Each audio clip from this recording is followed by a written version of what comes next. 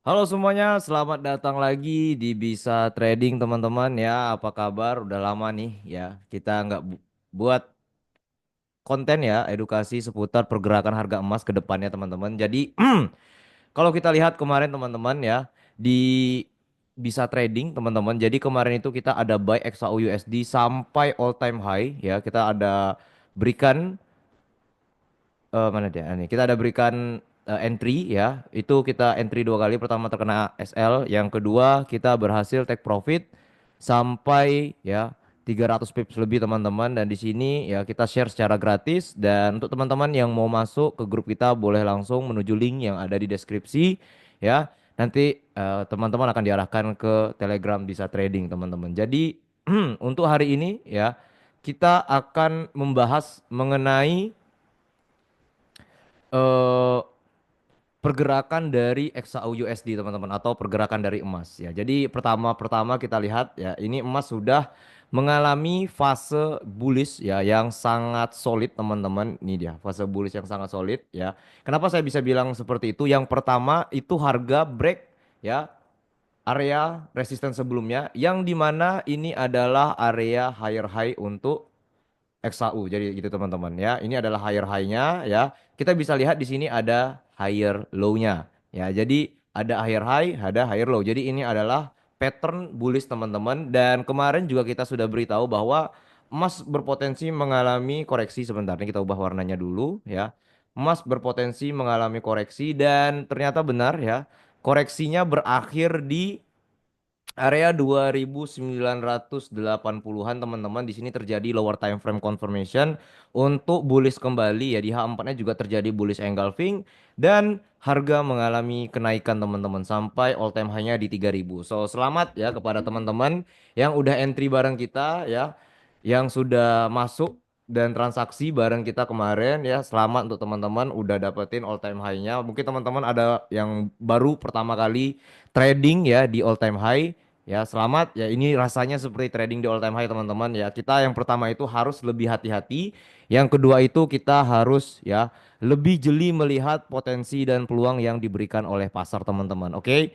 Nah, ini adalah pattern bullish ya, solid pattern ya untuk bullish, dan ya untuk area resistance-nya kita dapat di area sini, teman-teman. Ops, ini kita hapus dulu, guys. Ya, jadi biar teman-teman bisa lihat secara ini ya, secara jelas. Nah, ini dia. Ya, ini kita pakai yang ini aja. Nah, di sini ada area ya resistance. Sebentar ini kita Nah, ini adalah area resistance yang sudah di break, yang merupakan kemungkinan besar ini adalah key level selanjutnya, teman-teman ya.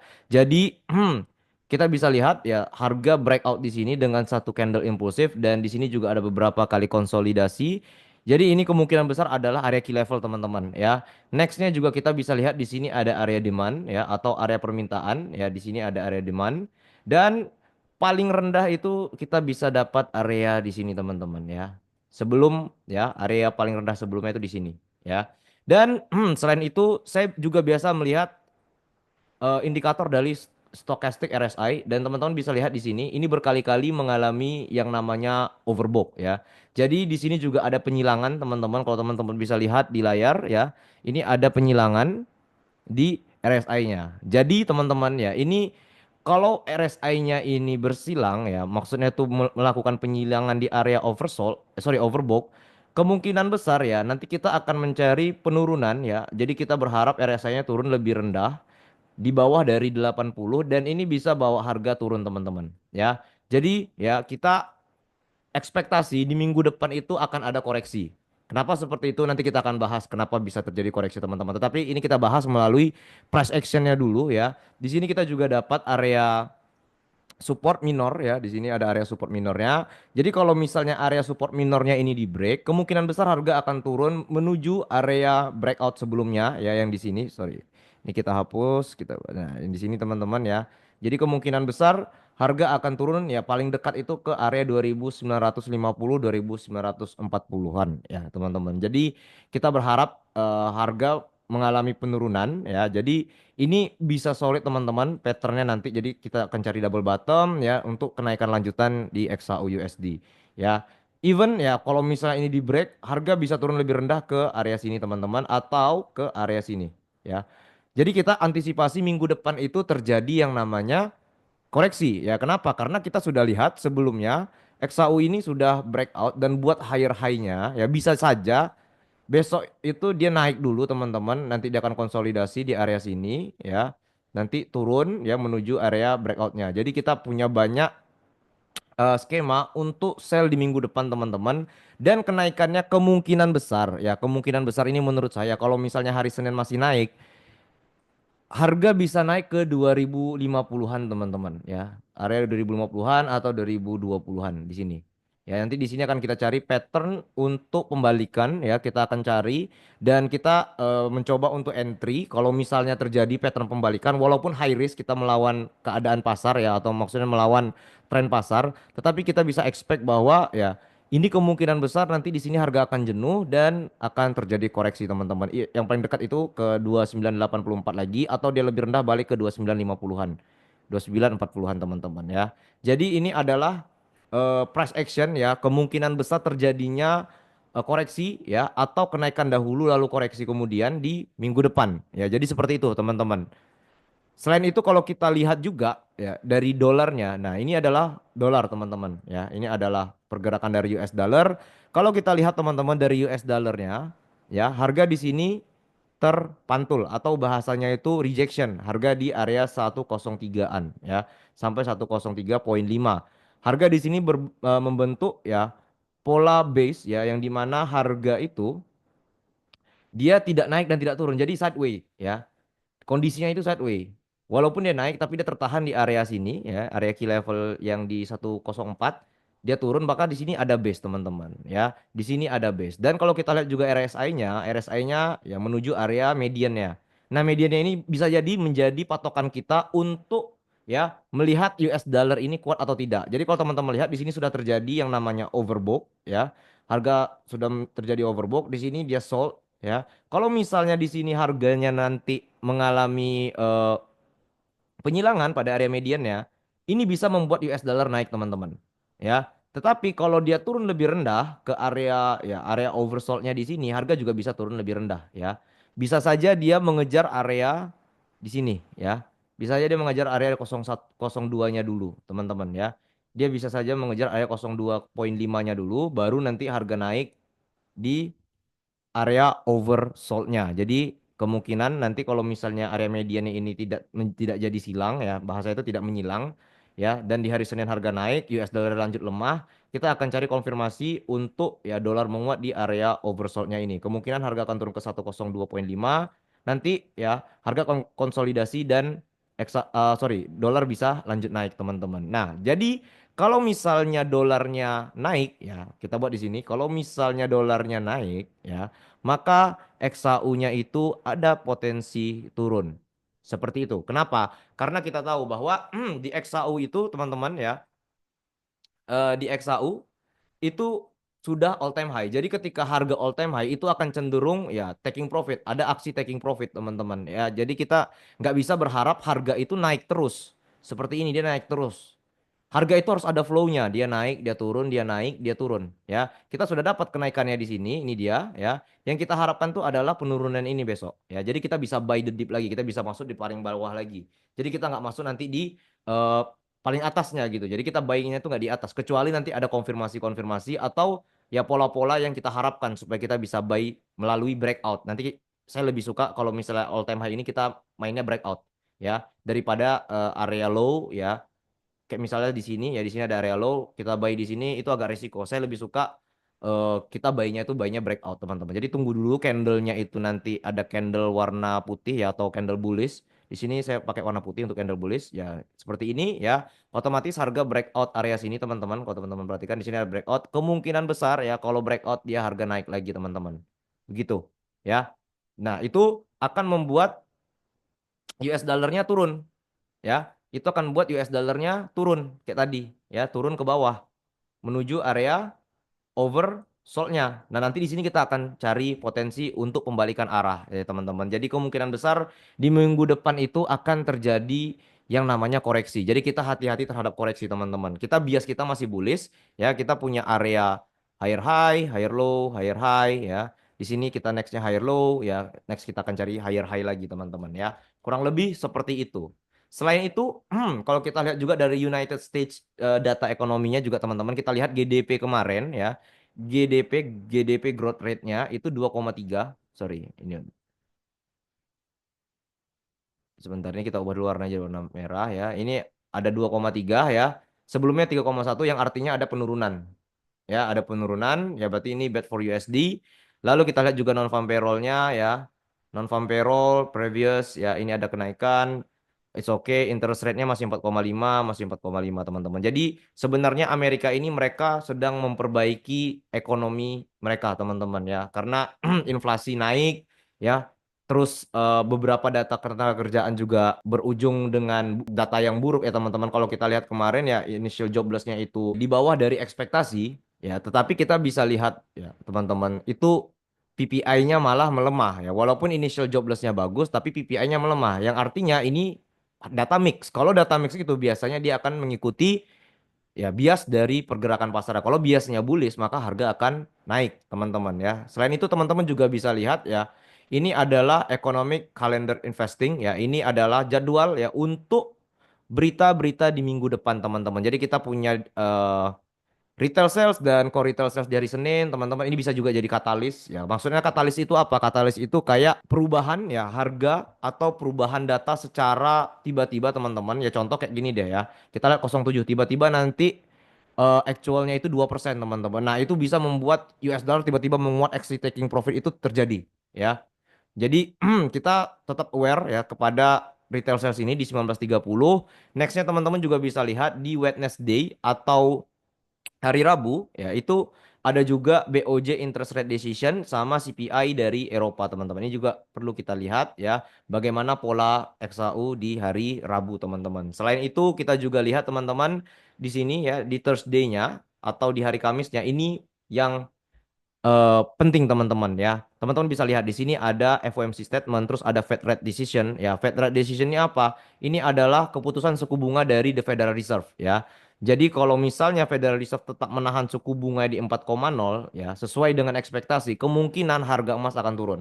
Kenapa? Karena dia sesuai dengan ekspektasi.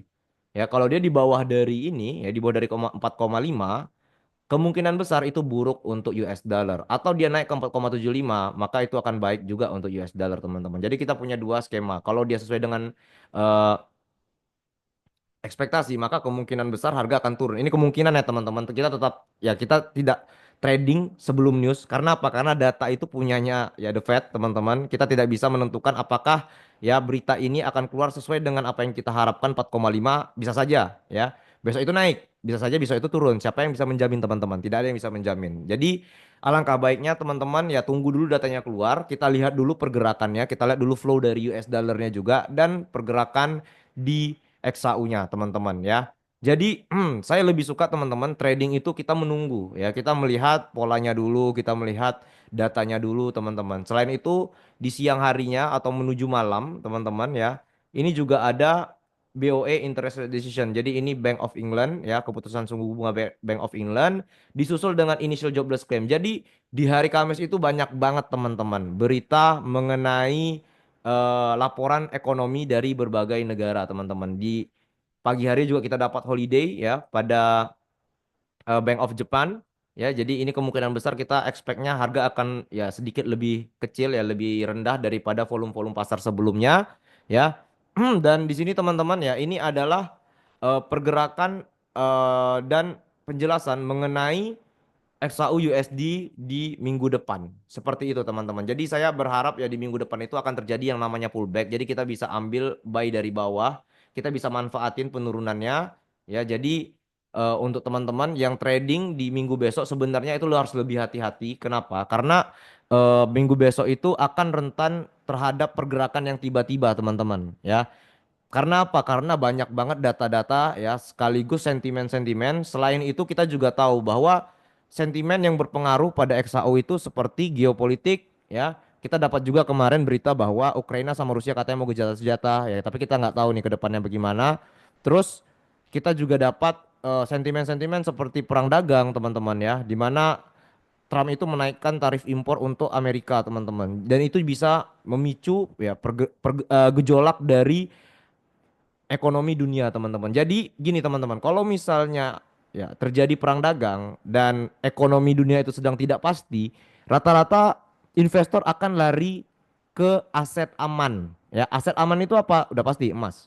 Ya, artinya apa? XAUSD menjadi salah satu alasan untuk investor itu invest, teman-teman. Jadi mereka ini melarikan keuangan mereka ya, kekayaan mereka ke emas. Itu adalah hal yang biasa, teman-teman. Ketika ketidakpastian ya makroekonomi global sekaligus ya keadaan-keadaan seperti perang ya, terus wabah itu juga bisa memicu harga dolar harga XAU atau emas itu naik lebih tinggi. Jadi kalau teman-teman lihat emas ini kenapa naik, ya udah jelas jawabannya cuma satu, ketidakpastian ya atau gejolak ekonomi dunia. Kedua ya Trump tarif. Ketiga itu juga ada berita-berita atau laporan ekonomi ya di Amerika sana yang berujung dengan bad for USD ya. Terus nextnya juga ada keinginan pemotongan suku bunga yang lebih cepat. Kenapa seperti itu?